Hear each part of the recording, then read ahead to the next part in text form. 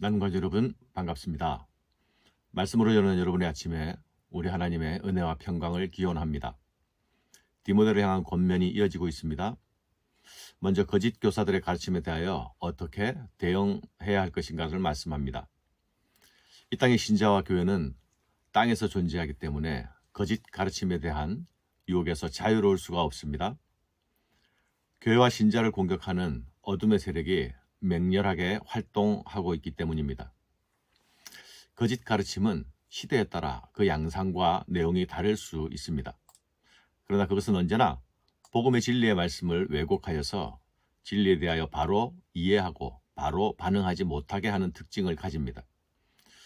이제 자신의 삶이 얼마 남지 않았다는 사실을 알고 있는 바울로서는 남아있는 디모데에게 교회 안에 있는 거짓 교사들에 대하여서 6개의 명령범으로 권면의 말씀을 주고 있습니다. 6개의 명령들은 이러합니다. 너는 그들로 이것들을 기억하게 하라. 너는 진리의 말씀을 분별하는 좋은 말씀의 일꾼이 되라. 망령되고 헛된 말을 버리라. 너는 청년의 정욕을 피하라. 의와 믿음과 사랑과 화평을 따르라. 어리석고 무식한 변론을 버리라. 거짓 교사들과 말다툼하지 말아라. 오늘 말씀에는 말다툼하지 말라, 다툼을 피하라 라는 말씀들이 반복적으로 나타납니다. 다툼의 대상이 되는 상대는 거짓 교사나 그들의 가르침의 내용이 될 것입니다. 너는 그들로 이 일을 기억하게 하라.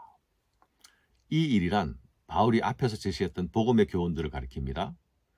이 일을 기억해야 할 자들은 디모데뿐만이 아니라 교회 공동체에 속한 모든 신자들이 해당될 것입니다. 바울이 디모데에게 주는 가르침은 1차적으로 디모데를 향하고 있지만 궁극적으로 교회 공동체를 향하고 있기 때문입니다.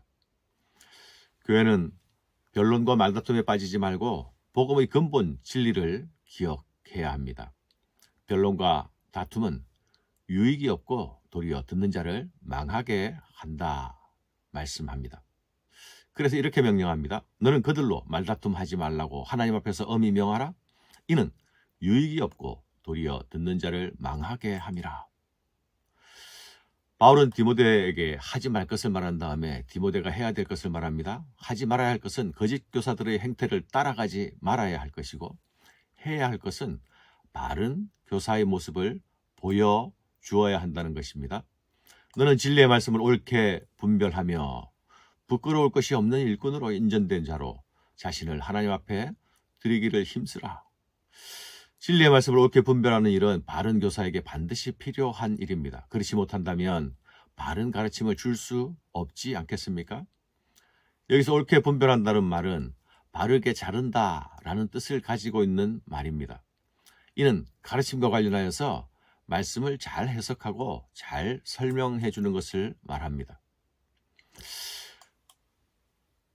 말씀을 잘 가르치고 그래서 좋은 일꾼으로 인정되는 것이 중요하다고 말씀합니다. 그런데 이 말씀의 핵심은 자신을 하나님께 드리기를 힘쓰라는 말입니다. 말씀을 바르치게 가르치는 일은 사람들에게 행하는 일이죠. 좋은 일꾼으로 인정받는 것도 사람들로부터 인정을 받는 것입니다. 그러나 사역의 목표는 사람이 아닙니다. 가르침과 인정받음이 모두 하나님이 받으시는 것이 되어야 합니다.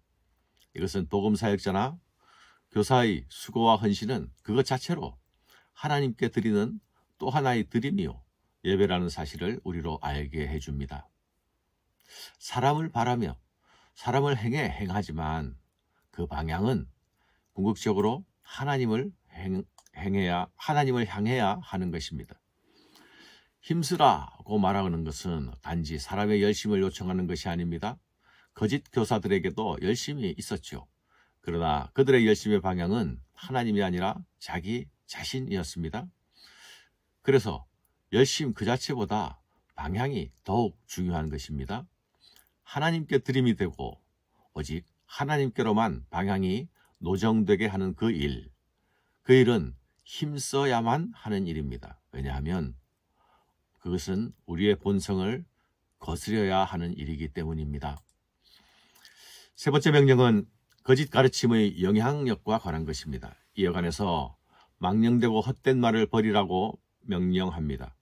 세속적이고 헛된 말에 머물러 있게 되면 점점 불경건함으로 빠져들어가기 때문이라 말씀하죠.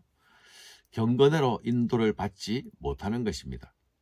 우리가 창념하고 있는 것들이 우리를 바른 경건으로 인도하고 있는지 돌아볼 수 있어야 합니다. 왜냐하면 열매로 나무를 판단할 수 있기 때문입니다. 거짓 교훈들은 아주 교묘해서 처음에는 쉽게 분별되지 않을 때가 많습니다. 하지만 그것들을 따라가다 보면 어떤 열매를 맺어내는지를 보면 분별할 수 있습니다. 참된 교훈은 언제나 바른 경건으로 우리를 인도한다는 사실을 기억해야 하겠습니다. 거짓 교훈은 마치 악성 종양처럼 빠르게 퍼져 나갑니다. 그리고 사람들의 믿음을 무너뜨립니다. 후메네오와 빌레도의 예를 들어서 이것을 설명하고 있죠. 이 사람들은 부활이 이미 지나갔다고 말함으로써 부활에 관한 가르침을 비틀고 왜곡한 사람들입니다. 육신의 부활을 부인하면서 부활을 영지주의로 해석하여 중생한 것 자체가 부활이며 이미 부활이 이루어졌으니 우리가 기다리는 부활은 더 이상 없다고 주장한 자들입니다. 그러나 이런 주장들이 한때 힘을 얻을 수는 있을지라도 결코 주의 교회는 무너지지 않습니다. 그러나 하나님의 견고한 터는 섰으니 인침이 있어 일렀으되 주께서 자기 백성을 아신다 하며 또 주의 이름을 부르는 자마다 불의에서 떠날지어다 하였느니라. 무너지지 않을 이유는 두 가지입니다. 주께서 자기 백성들을 지키심이 첫째요. 그 지키심을 받은 성도들이 여전히 흔들리지 않고 교회를 지키며 붙들고 있을 것이기 때문입니다. 건강한 믿음을 가진 성도가 많은 교회는 쉽게 흔들리지 않는 교회가 될 것입니다. 바울은 경건한 삶에 대해 큰 집에 있는 다양한 그릇 이야기를 들려줍니다. 그릇은 다양하지만 귀하게 쓰이는 그릇이 있는가 하면 천하게 쓰이는 그릇들도 있습니다. 누구든지 자기를 깨끗해 하면 귀하게 쓰이는 그릇이 될 것이라 말씀하죠. 불의를 떠난 백성은 하나님의 백성이며 곧 거룩한 백성입니다. 그들은 주님이 쓰시려고 할 때 언제나 준비되어 있는 그릇과 같습니다. 그들은 청년의 정욕을 피하고 믿음과 사랑과 화평을 쫓는 자들입니다. 정결함과 거룩함을 추구하고 지키는 자들입니다. 어리석고 무식한 변론에 휩쓸리지 아니하고 진리 안에 거하는 성도입니다. 크고 화려한 그릇이 아니라도 더 깨끗하고 거룩한 그릇이 귀하게 쓰임을 받게 될 것입니다.